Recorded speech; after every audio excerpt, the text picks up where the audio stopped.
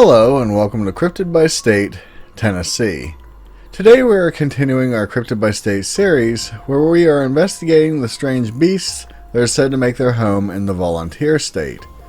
To be honest with all of you, every time this part of the month nears, I always tend to get a little worried if this will be the location that breaks my streak of being able to present to you some odd cryptids.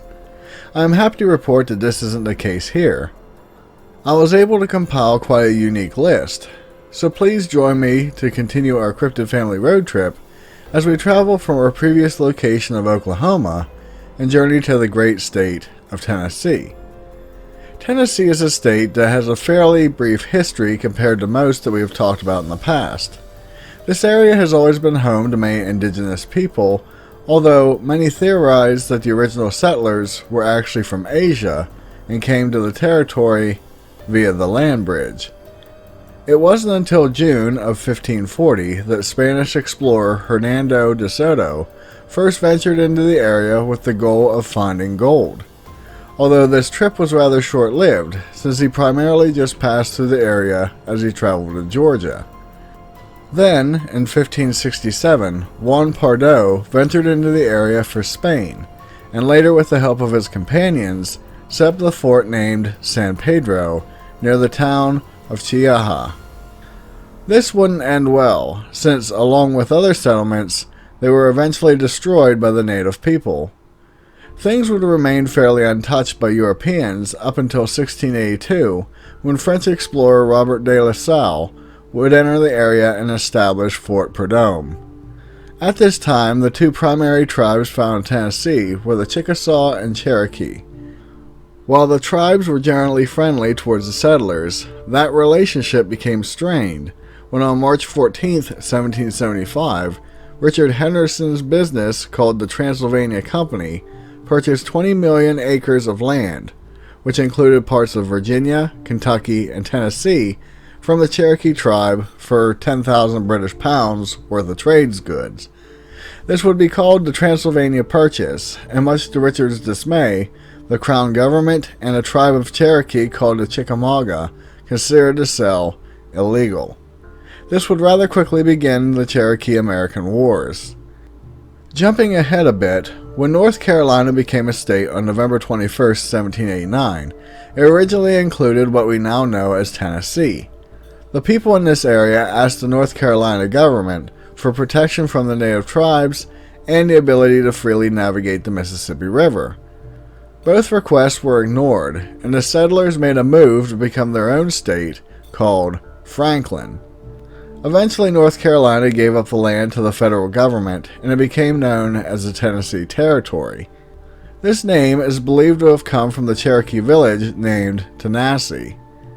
Finally, on June 1, 1796, after a close vote, Tennessee officially became the 16th state of the U.S.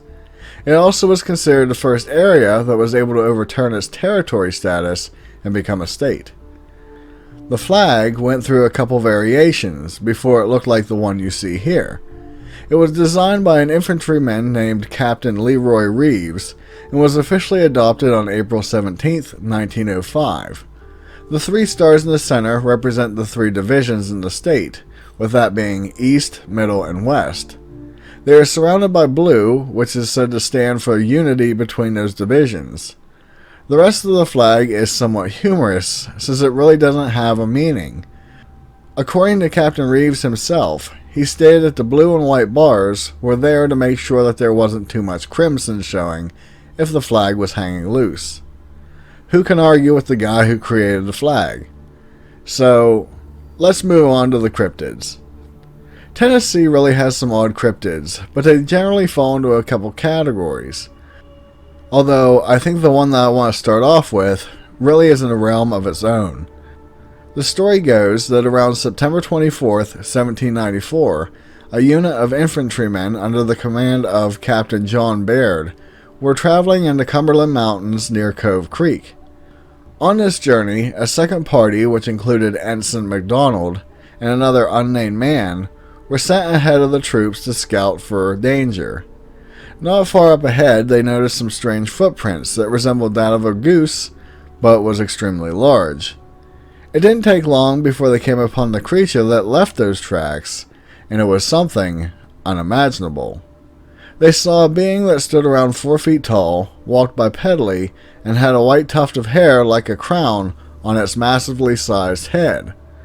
The body was covered in what was described as being scales that were black and brown, and it also had spots that were a light yellow color. The eyes were rather large and were fiery red. At first, the men and this creature just stood there staring at each other. Mr. McDonald knew that they had been instructed not to utilize firearms unless an enemy was present, so he drew his sword and struck the creature. It is said that the being jumped 8 feet in the air, and when it landed, it started spewing a red liquid from its mouth that appeared to be blood. The creature then started to run away, stopping every few feet to turn around as if it was wanting to fight. Finally, it vanished into a thicket of laurels. The men tried to track it down, but couldn't find anything but some of those same goose-like footprints.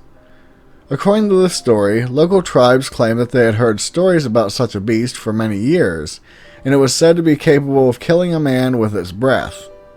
With that statement, you have to wonder if that red liquid was actually blood or a type of poison. Word of this encounter spread far and wide, and at some point letters emerged from the unit involved that they were calling the creature a Chiclasila. I'm not sure what that means, or how they came up with that name. Some think that what the troop actually saw was some form of crane, while others believe it was a reptilian being. Whatever it was, it certainly makes it on the list as being something completely unique. Keeping with the unique realm, we need to look at another unknown being that was discovered on May in 2009. A woman named simply as Leslie lived with her husband in their home in Hamblin County. On this property, she came across a cave system that contained quite a few artifacts in the way of cave paintings and writings. Over a period of time, Leslie and her husband would frequently explore these caverns. According to the report, this activity was something that the pair fairly enjoyed. During one such adventure, they were starting to leave the cave when her husband noticed an odd being, but couldn't make out what it was due to it hiding in the shadows.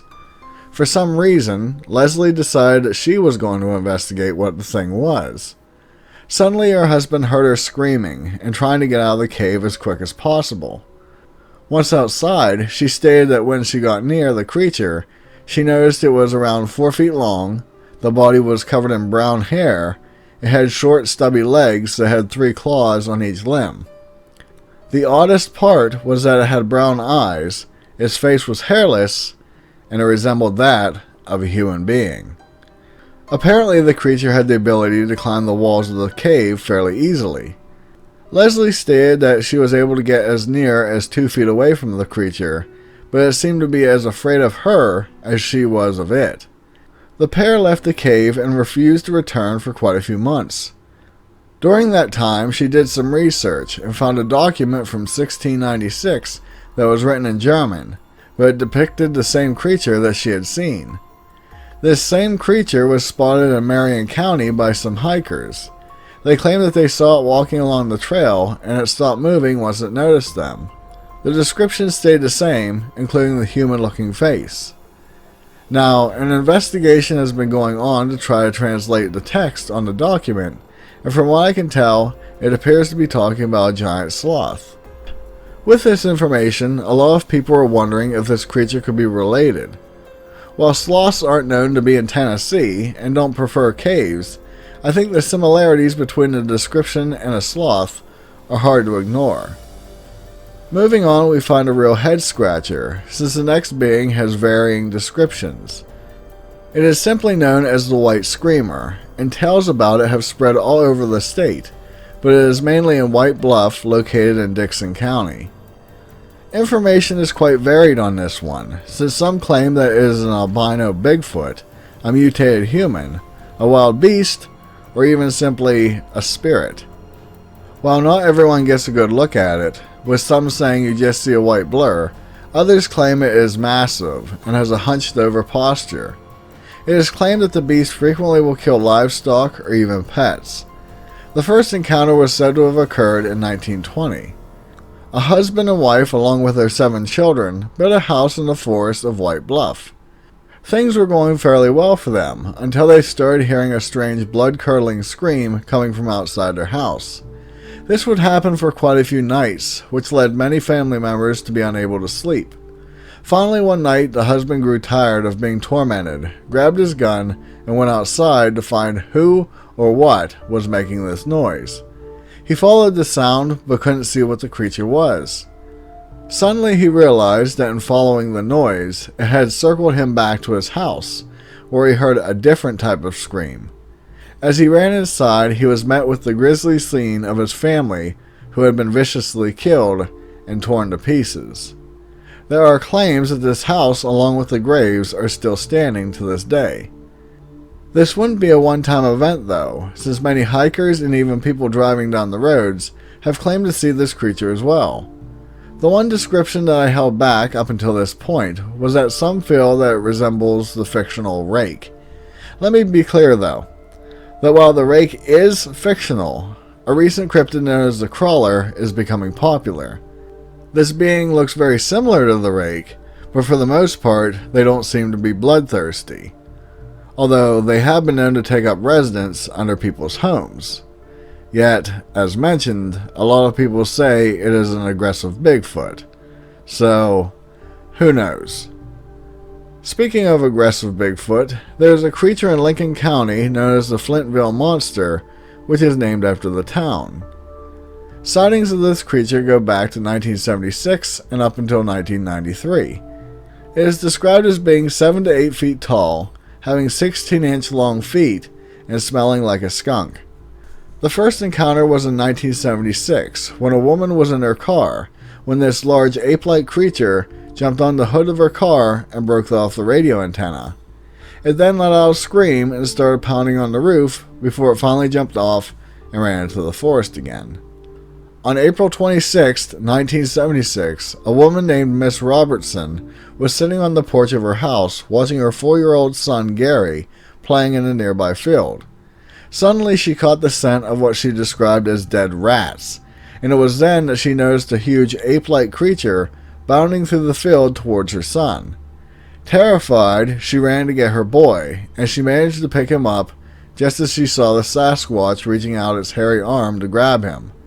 They ran into the house and locked the door. After a few moments, Miss Robertson looked outside and saw the beast disappearing into the forest. She called the police, and within moments a full squad showed up with the intent of killing the creature. They searched, and on 2 occasions did hear the creature holler at them and throw rocks. The Bigfoot managed to elude them, but they did find footprints, hair, mucus, and for some reason, blood. These samples were sent to a lab, and the results couldn't identify what the creature was. A few years later, a plumber claimed that the same creature attacked his vehicle and it smashed his windshield.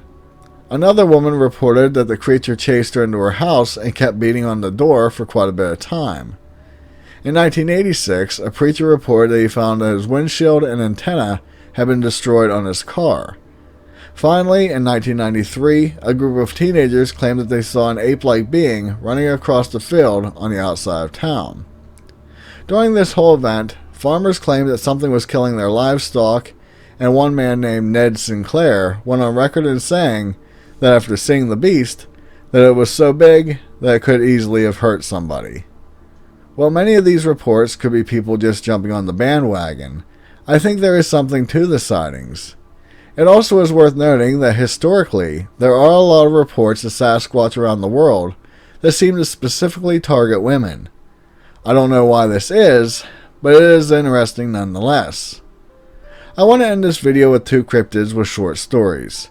The first is called the Tennessee Terror, and it was first seen in 1822. This creature makes its home in the Tennessee River, and it is said to be 25 feet long, is snake-like, and is a bluish-yellow color. Apparently, the first man to see it was so frightened that he later died. In 1827, a fisherman claimed that while on his boat, the creature emerged with so much force that it almost shook him out of his canoe. To date, a lot of people believe that this creature is actually a giant catfish, but after learning about how dangerous they can be in our previous video, I don't know if that makes it any better. Finally, we move back to dry land with reports of a red cheetah. Apparently, this being is said to have yellow and red fur covered in black spots, and it has a red mane running down its back. It is said to be very muscular, and its face resembles a bulldog. Not much more information is known, but some believe it could actually just be a misidentified mountain lion, although they don't have a mane or fur of that color. As usual, I couldn't talk about every cryptid in the state, or in many cases there wasn't a lot of information to mention. Normally, this is the point where I talk about Bigfoot, but we actually had a few stories about them. Although there is a fairly common Sasquatch-like being simply known as the Wild Man. They are tall, covered in dark gray or dark red hair, have a long beard, and red eyes. These beings have been seen since the 1880s up to the 1990s, all in McNairy County. This was also an aggressive being and seemed to target women. Along with a few other states, this area is home to the famed six-legged wampus cat. Not surprisingly, there are many stories about skinwalkers in this state. While I did touch on it briefly, the famous trail cam picture of the supposed rake was said to be taken here. Finally, there is a real odd story about a creature known as a phantom kangaroo. The thing is that rather than just being a ghostly kangaroo, it is said to be similar to that animal, but it has the behavior of being carnivorous. It was seen in 1934 in South Pittsburgh over a 5-day period. In its wake, it killed and partially ate geese, ducks, and even a German Shepherd police dog. That is one vicious marsupial. I hope you enjoyed this video and that I made the state of Tennessee proud. As always, I am asking that you keep voting for the next state that you want to see in our road trip. While I normally don't do this, it has been requested that I let you know which states are still available. While I won't go down a list of each one, you should be looking at a map that I use that shows what does remain. As you can see, we are soon approaching the halfway mark on this incredible journey. If you haven't yet done so, do please consider subscribing to my channel for more content like this. Also, it would be greatly appreciated if you could share my videos with someone you know who may enjoy this type of genre. With that, be safe, and I'll see you in the next one. Later.